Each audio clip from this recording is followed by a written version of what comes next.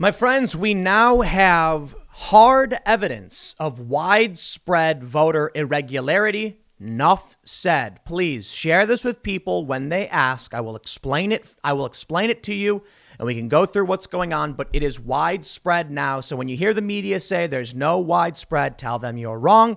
Matt Brainerd of the Voter Integrity Fund has been tracking down people, asking simple questions, recording things, getting sworn affidavits, and we have hard data, widespread voter irregularity. The reason I say irregularity and not fraud is that we haven't proven any intent, and we don't know why these things are happening, but something is wrong. First, let me just show you a couple of his tweets, and then we'll go through a bit of what's happening right now. Matt Brainerd says, update. Unreturned absentee analysis complete. Those whom the state reported sending absentee ballots, but not getting them back. The chart reads as follows. First, the state, the number that did not request an absentee ballot, and the percent of the sample. In Arizona, 906 did not request an absentee ballot, but did get one sent to them, 44.2%. In Georgia, 142 or 18.39%. In Michigan, 256 or 24.2%. Pennsylvania, 32.6%, which is 556. Wisconsin, 383, 18.12%. What this means, these are just sample sizes, okay? They grabbed a random sampling of individuals who the state said they sent absentee ballots. They called and asked these people, did you request an absentee ballot? These people said no, they did not. Somehow they were sent ballots. Now, it's important. The state says they did not get them back, which means they weren't being improperly counted. But this is still important. It is a sign of irregularities. I know, just wait. I have more. Matt says, among those who said they did request an absentee ballot and returned it, but the state did not record getting it back. In Arizona, the sample size was 50%, Georgia 44, Michigan 32, Pennsylvania 41, and Wisconsin 20. My understanding is that these are all Republicans, but even if they're not, think about what this means. Matt Brainerd, the project is they got all of this voter data. They started reaching out to people, cross-referencing. They're cross-referencing change of address requests from people in one state and who moved from another, but still ended up voting according to the voter profile records. They found at least one individual who went on the record. Many more, by the way, but this one is Nashawn Garrett, who I referenced. He appeared on Laura Ingram's show. He is training to be in the Olympics. He moved from Arizona to Tennessee. They called him and asked him, did you request an absentee ballot for Arizona? He said, no. You didn't send it in? He said, no. Someone did in his name. So some people believe this is evidence of fraud under the assumption that people are looking for those who moved because of COVID and then using the fact that they're still registered in their other state to send in votes in their name. I don't know if that's the case, but this guy says he did not vote. Now, as for those in this tweet right here from Matt Brainerd, these people, 355 people, if this is all it is, 355, we got a serious problem. These people requested ballots, sent them back in, and the state did not record getting it back. So were those votes counted? These are sample sizes out of over 100 to 200,000 or more ballots. I'm not convinced 50% of the ballots that were sent were missed, out of all of them. I don't know what the margin of error is, but I believe based on the data that Matt Brainerd has collected, we absolutely need now some kind of independent audit or verification in these states. This is serious stuff. The important thing to realize, I believe these are all Republican, and Republicans were less likely to send in absentee ballots. That means for every 70, for every 100 that came in, 70 went to Biden, 30 went to Trump. It was something like that in many states. It may be that around half of the Republican ballots just never made it where they were going. Based on these sample sizes, it could be 20% in Wisconsin, 32 in Michigan, but 50% in Arizona. These margins are terrifying. We have another analysis from Matt Brainerd, low act analysis. Infrequent voters in precincts with high turnout. State says they voted early or absentee, but told us they did not cast a ballot. This is the hard evidence that we need to look into. State counts and the percent of sample.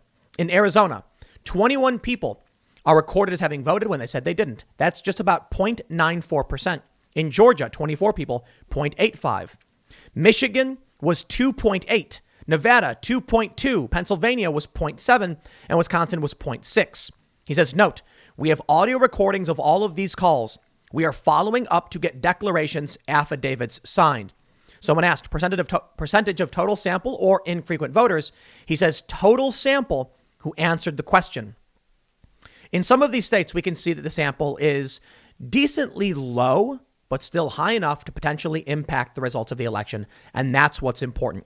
Arizona at 0.94%, Michigan at 2.8%, and Nevada at 2.2%. That is massive. That is absolutely massive. This is what you need to show people when they say, is it widespread? These are samples from numerous states showing, yes. I don't know what else to tell you. Widespread voter irregularity. Now that the alarms are going off, we have dozens or hundreds and even thousands of people reporting these things. Don't you think it's about time to launch some kind of formal investigation to figure out what's really going on here? I'm not entirely convinced that it'll actually happen. You know why? Because the Republicans and the Democrats are the uniparty. You see the video of Lindsey Graham fist bumping Kamala Harris? Didn't Lindsey Graham say Trump should fight this? I'm going to donate to Trump's effort to fight this. And then he goes on the Senate floor and he fist bumps Kamala Harris, pats her on the back and carries on because it's all just a game to the crony establishment. I would be surprised if they actually did anything, to be honest. You gave them the keys to the castle, they get their paycheck and they say, bye-bye, we don't care about the rest of you. From Reuters, Trump's election power play. Persuade Republican legislators to do what U.S. voters did not. President Donald Trump's strategy for retaining power, despite losing the U.S. election, is focused increasingly on persuading Republican legislators to intervene on his behalf in battleground states. Democrat Joe Biden won. 3 people familiar with the effort said. 3 people familiar.